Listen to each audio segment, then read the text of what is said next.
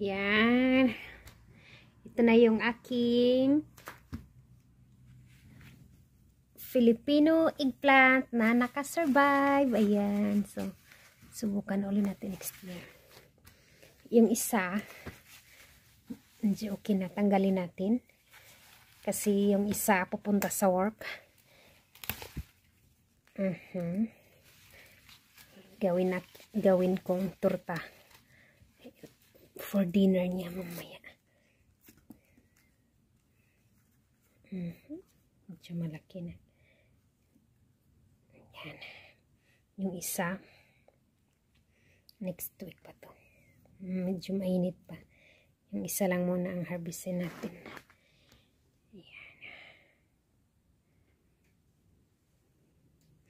Yum, yum, yum.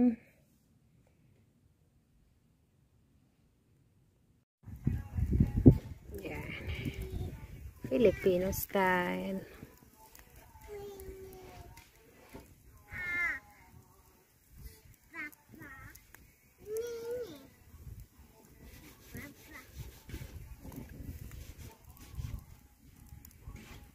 Back.